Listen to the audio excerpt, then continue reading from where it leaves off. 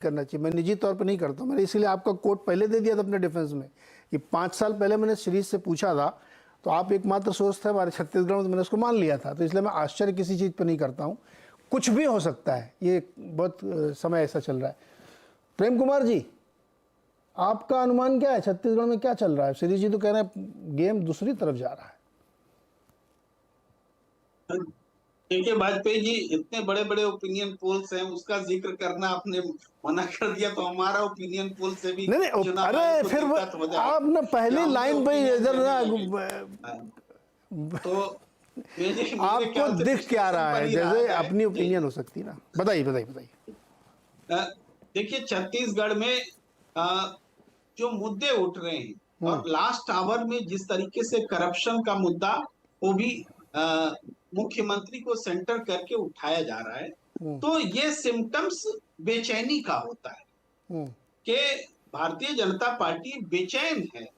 तो कैसे चुनाव जीता जाए, तो अब कुछ नहीं दिख रहा है, तो मुख्यमंत्री को किस तरीके से ग्रिल किया जाए अनऑथराइज्ड एविडेंस के तहत। ईडी जैसी जिसकी क्रेडिबिलिटी मानी जाती रही है हाल के दिनों में छोड़ करके कि भाई ईडी बोला मतलब महत्वपूर्ण बात, वो भी अनऑथराइज्ड एविडेंस को सामने रख देती है और उसका असर मुख्यमंत्री के व्यक्तिगत छवि पर पड़ता है या पड़ेगा, पड़ सकता है। तो ये हथकंडे जब अपनाए जाने लगे हम्म तो इसके सिम्टम्स होते हैं चुनाव में पिछड़ने का।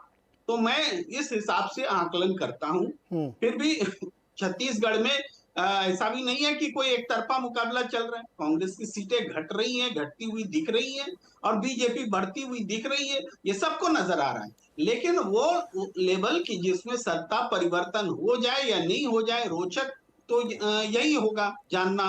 तो इस बारे में अभी कुछ कहना मुश्किल है, लेकिन मुझे लग रहा है कि मुद्दों के आधार पर कांग्रेस ने एक बड़ी अरे बढ़त की प्रेम कुमार हुई जी, है। आप अपने आप को हैज तो नहीं कर रहे हो? देखिए मैं आवाज एकदम बहुत ओपन चर्चा होती, कुछ समय पहले तक, मतलब इससे ठीक पहले जो भी मैंने राजनीतिक शो किए हैं राज्यों में, उसमें किसी ने भी ये नहीं कहा कि कांग्रेस गिवन है। मतलब वहाँ पे छत्तीसगढ़ में कुछ हो ही नहीं रहा, वही उधर ही कांग्रेस ही जीते, ये सबकी राय थी एनालिस्टों की, सबकी, और इसमें कोई बुराई नहीं थी, सबकी राय हो सकती है। आज आप एकदम कह रहे हो कि कुछ भी हो सकता है, बीजेपी गेन कर रही है, ये क्या हैज कर रहे हैं आप?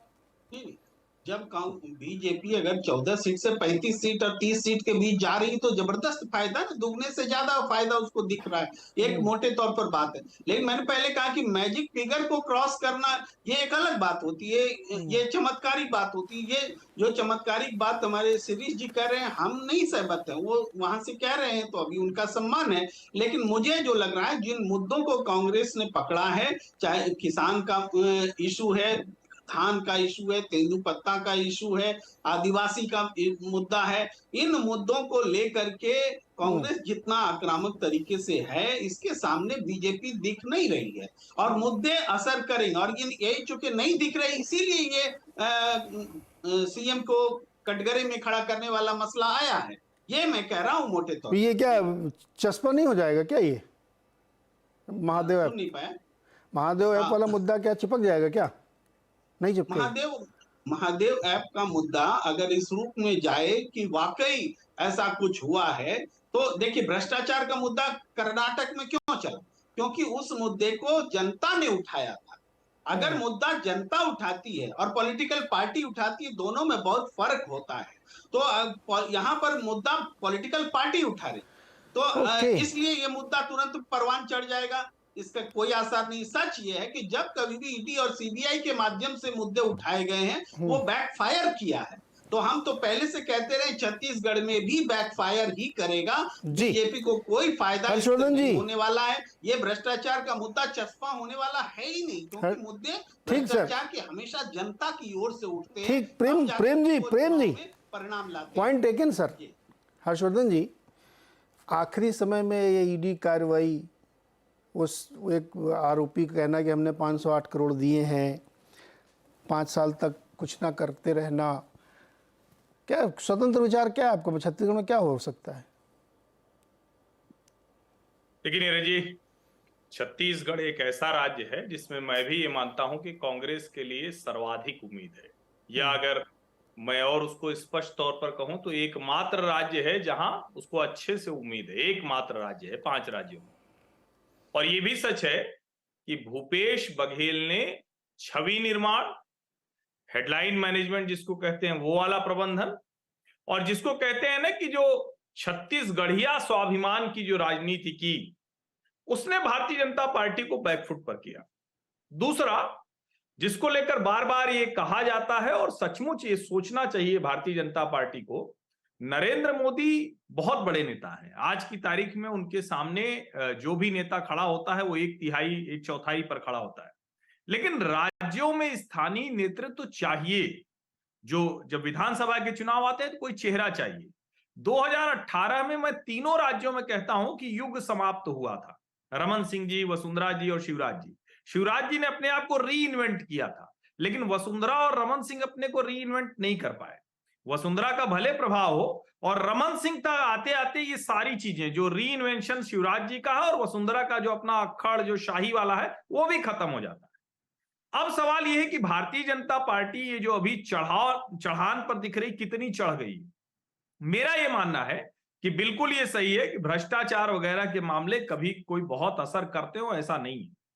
कर्नाटक में सेकुलर वोटों का एक ध्रुवीकरण, वो बहुत काम किया। कर्नाटक में एक ठेकेदार ने, जिसने चिट्ठी लिखी फिर आत्महत्या कर ली, फिर बहुत कुछ हुआ, पता चला कि वो जो एसोसिएशन है उसी को पेमेंट नहीं हो रहा है, लेकिन वो मुद्दा बन गया, जबकि बासवराज बोम्मई के ऊपर थोड़ी ना कोई आरोप।